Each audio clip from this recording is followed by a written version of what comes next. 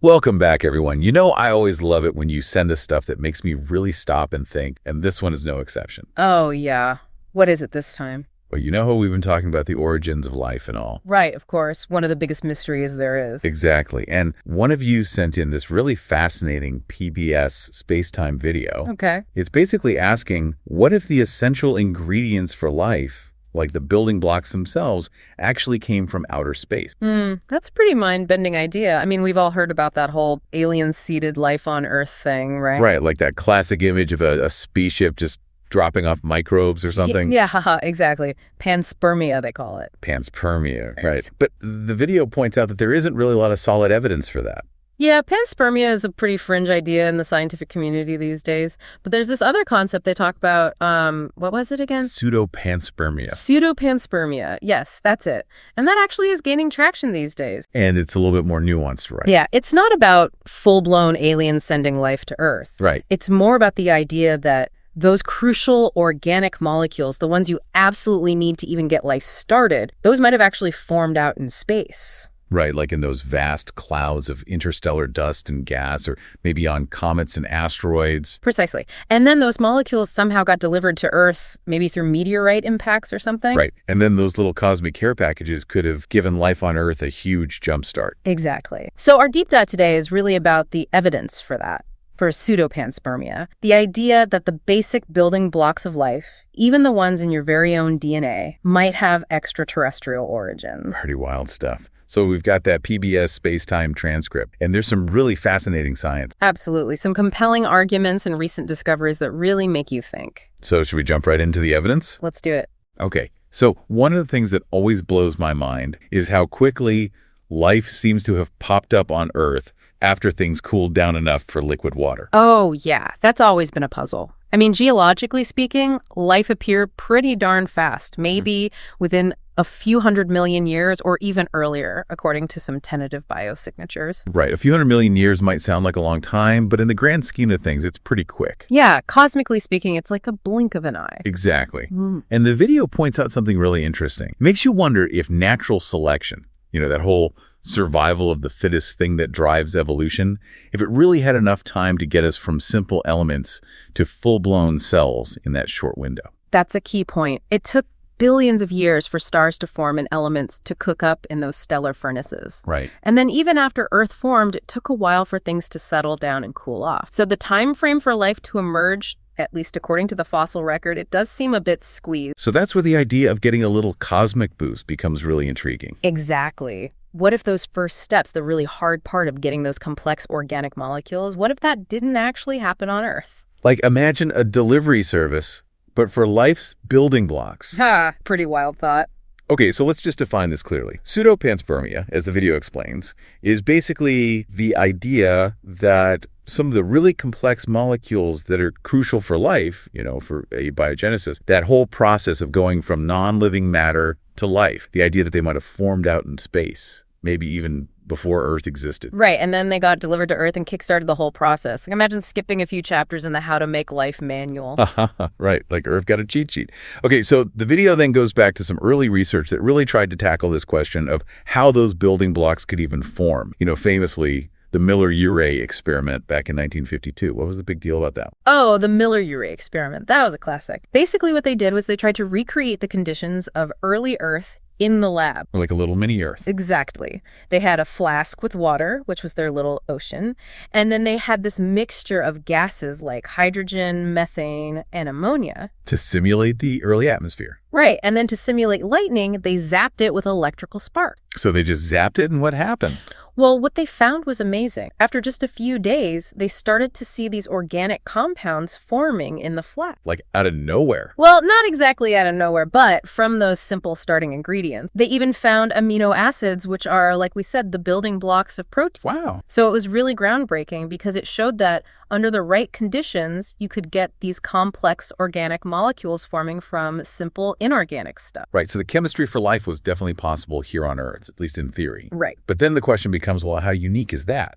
Exactly. Was early Earth some kind of special case, or could this kind of organic chemistry be happening all over the place. And that leads us to the Murchison meteorite, right? A rock from space that really shook things up. Oh, yeah. The Murchison meteorite was a total game changer. So this thing fell in Australia in 1969, and it turned out to be this type of meteorite called a carbonaceous chondrite. Okay, carbonaceous, so lots of carbon. Lots of carbon, which is exciting because carbon is like the backbone of organic molecules. Right. And chondrite means it's got these little round grains in it, like tiny pebbles that formed in the early solar system. They're like little time capsules from the very beginning. Cool. And when scientists analyzed the Murchison meteorite, they were blown away. By what? They found over 90 different amino acids. 90? Seriously? Seriously. And some of those were amino acids that aren't even common in life on Earth. Wow, so that's just they formed somewhere else, right? Right.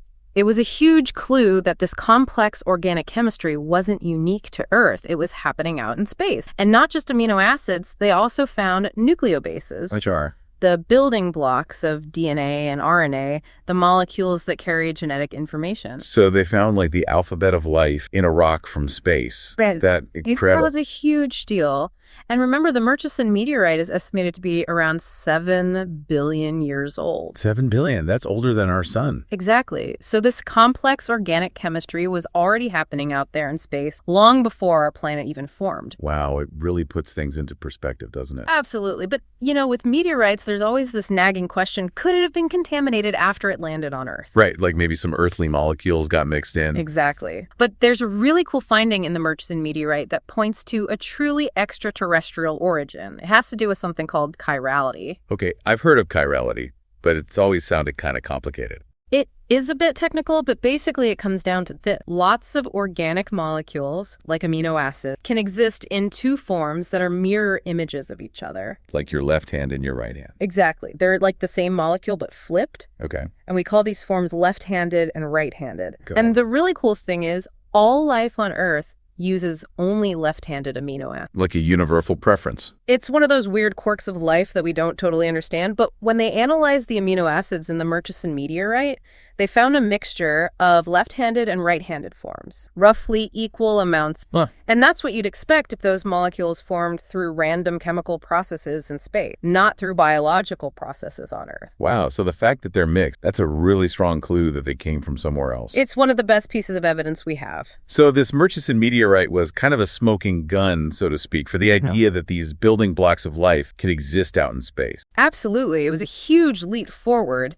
But of course, scientists always want more evidence, right? Of course, more data. Exactly. And ideally, you want to get samples directly from space before they even have a chance to touch Earth's atmosphere. Right, to eliminate any chance of contamination. And luckily, we've had some amazing missions that have done just that. Oh, yeah. There have been some incredible missions. Like? Well, there was NASA's Stardust mission, which flew by a comet called Wild 2 and captured dust particles. A real cosmic dust bunny. Exactly. And then there were Japan's Hayabusa and Hayabusa 2 missions, which actually landed on asteroids and brought back tiny samples. Wow. And what did they find in those samples? They found a bunch of different organic compounds, confirming that these molecules are present on all sorts of celestial bodies, not just in meteorites that happen to fall to Earth. And we can't forget ESA's Rosetta mission, which actually landed on a comet and did some analysis right there on the surface. Amazing. So we've got multiple missions, all confirming that these building blocks are out there. It's not just a fluke. It seems like organic molecules are pretty common in space. Okay, so lots of tantalizing clues. But the video really highlights this recent mission, NASA's OSIRIS-REx mission, as having provided the most detailed evidence yet for this idea of pseudo-panspermia. Oh yeah, OSIRIS-REx, that was a big one. So tell me about it. Where did it go? What did it do? Well, OSIRIS-REx went to this near-Earth asteroid called Bennu. Okay. Bennu is a pretty fascinating asteroid. It's a carbonaceous asteroid, which, as we know, means it's rich in carbon and potentially water. Right, the good stuff. Exactly. And it's also a near-Earth asteroid, which means its orbit crosses Earth's orbit. And so it swings by us every now and then. Yeah, every 6 years or so. Okay. And what was OSIRIS-REx supposed to do there? Well, its main goal was to study Bennu in detail and, get this, bring back a sample to Earth. A sample from an asteroid? That's incredible. And they actually did it. They did. They collected a sample back in 2020, and it landed back on Earth September of 2023. Wow, just last year. And the video mentioned something about a parachute issue. Yeah, there was a bit of a scare during the landing. The sample capsule's parachute didn't deploy quite right. Oh, no. But thankfully, it still landed safely in Utah. That's a relief. So what have they found in this pristine sample from space? Well, the first detailed analyses were published just this past January, and they're amazing. What did they find? One of the biggest findings was that they found all 5 nucleobases that make up DNA and RNA. All 5, like the whole set. The whole set. Adenine, guanine, cytosine, thymine, and uracil. It's the first time they've been found together on a space rock. Wow, so the fundamental ingredients for our genetic code are just hanging out on an asteroid. That's wild. It really is, but it gets even better. They also found a bunch of amino acids in the Bennu sample. How many? 14 out of the 20 that life on Earth uses to build protein. So a pretty good chunk of the set. Exactly. And just like with the Murchison meteorite, these amino acids showed that mixture of left-handed and right-handed forms. So again, pointing to an abiotic, non-biological origin. Exactly. And that suggests that these molecules weren't formed by life on Bennu. They were probably formed through those abiotic chemical processes out in space. It's amazing to think about those tiny molecules, billions of years old, holding clues to the very origins of life. Absolutely. But there were other cool things in the Bennu sample, too. Like they found a surprisingly high concentration of ammonia. Ammonia. Like stuff in cleaning products. Yep, that's the one. And it was about 12 times higher than what they found in the Murchison meteorite. Huh. Why is that interesting? Well, it's interesting because ammonia isn't very stable in the warmer inner regions of our solar system close to the sun. It tends to break down. Okay. So the fact that there's so much ammonia in the Bennu sample suggests that it probably formed in a much colder, more distant part of the solar system. Like way out beyond Jupiter or something. Possibly. Maybe in the Kuiper Belt where comets come from. It gives us a clue about Bennu's. Okay, so we're starting to get a picture of where this asteroid came from. What about water? Was there any evidence of that? They actually found quite a bit of evidence for past liquid water on Bennu. Really? Yeah, they found 11 different minerals that are known to form when salty water slowly evaporates. So like when a puddle dries up and leaves salt crystals behind. Exactly. Except on a much larger scale, of course. Right. So that means Bennu, or at least the object it came from, must have had liquid water at some point. That's the idea. And this lines up with what they've found in certain meteorites here on Earth that show signs of being altered by water. Okay, so lots of evidence pointing to a watery past for Bennu. Right. And they even found these unique sodium-rich salts, which are pretty rare in meteorites, but are found in places on Earth like that lake in California, Searles Lake. Huh. So what do those salts tell us? Well, they pretty much confirm that there were these pockets of sodium-rich water inside Bennu at some point. And the fact that these salts were so well preserved inside that nitrogen-filled sample container on the way back to Earth means they probably haven't been contaminated by earthly salt. So we're really getting a detailed look at what this asteroid is made of. Yeah. And it's looking more and more like a possible source for those building blocks of life. Exactly. So based on all of this, what do scientists think Bennu's story is? Where did it come from? How did it form? Well, the current theory is that Bennu started out as part of a much larger object. Like a protoplanet, one of those baby planets that never quite made it. Exactly. And this protoplanet would have formed in the early solar system way out beyond Jupiter, probably around 4.5 billion years ago, so about the same time as Earth was forming. Okay.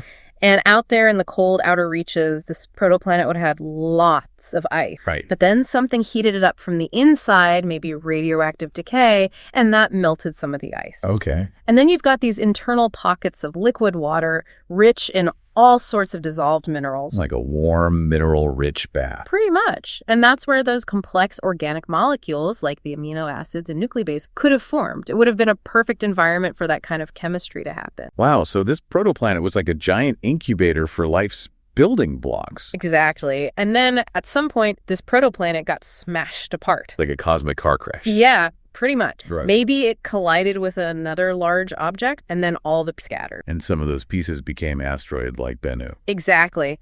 And then over billions of years, Bennu's orbit gradually shifted, maybe nudged by the gravity of Jupiter or other planets, and eventually it ended up in its current near-Earth orbit. So we went from a watery protoplanet in the outer solar system to a dry asteroid zipping past Earth every 6 years. Quite a journey. Quite a journey indeed. So what does all this tell us about the origins of life here on Earth, and maybe even the possibility of life elsewhere? Well, the findings from Bennu, they really do lend support to that idea of pseudo-panspermia, that the building blocks of life could have come from space. Right. It's not saying that life itself came from space, but that those essential ingredients might have. Exactly. It's like saying that the ingredients for your cake came from a different store, not that the whole cake was baked somewhere else. Uh-huh. I like that analogy. Yeah. So those early impacts on Earth might have delivered a whole bunch of these organic molecules. Right. And that could have given life a real kickstart, you know? Like imagine trying to bake a cake, but you have to start by growing the wheat and harvesting the sugarcane. Right. That would take forever. Exactly. But if someone just handed you a bag of flour and sugar, suddenly it's a lot easier. So those impacts might have been like those bags of flour and sugar for early life on Earth. Exactly. And the fact that Bennu has all 5 of those DNA and RNA nucleobases, that's huge, right? It's really significant. It makes you wonder if those molecules, those information carriers, are more common in space than we thought. And if that's the case, then maybe the early Earth wasn't so unique in having them. Right. Maybe those building blocks are scattered all over the place, just waiting for the right conditions to spark life. And the video even speculates that if planets start out with similar building blocks, maybe there's a limited number of ways that life can even emerge. That's a pretty wild thought. Like maybe the recipe for life is kind of universal. Maybe DNA is just one of those universal solutions. It's mind-blowing to think about, isn't it? Totally. And it makes you wonder how many other planets out there might have gotten that same delivery of ingredients and what kind of life might have sprung up on those worlds. Yeah, are we really that special, or is life out there far more common than we ever imagine? I guess that's the ultimate question, isn't it? It is. Okay, so before we wrap up, I wanted to mention that the mission isn't over yet, right? OSIRIS-REx has a new target. That's right. It's been renamed OSIRIS-APEC, and it's now headed towards another asteroid called Apophis. Apophis. That's the one that caused a bit of a stir a few years back, right? People thought it might hit Earth. Yeah, there was a lot of buzz about Apophis a while back. The good news is it's not going to hit us anytime soon, but it will come pretty close in 2029. And so OSIRIS-APEC is going to study it during that close encounter. Exactly. They want to see how Apophis is affected by Earth's gravity and learn more about how to track these potentially hazardous asteroids. Right. So this mission that started out by looking for the origins of life is now going to help us protect life on Earth. It's kind of poetic, isn't it? It is. So to recap, the evidence from Bennu, along with everything else we've learned from meteorites and other missions, is really pointing towards the possibility that those essential ingredients for life, the amino acid, the nucleobases, they might have formed out in space and been delivered to early Earth. It's a pretty compelling idea, and it really changes our perspective on where we came from. Because if those building blocks are out there all over the place, then maybe, just maybe, we're not so alone in the universe after all. It's a truly awe-inspiring thought, and it makes you wonder, if life did emerge on other planets, what would it look like? What kind of incredible diversity out there? Wow, those are some big questions. And on that note, we'll have to leave it there for today. But thanks for joining me on this incredible journey. My pleasure. It was a fascinating discussion. And until next time, keep looking up and keep those cosmic questions coming.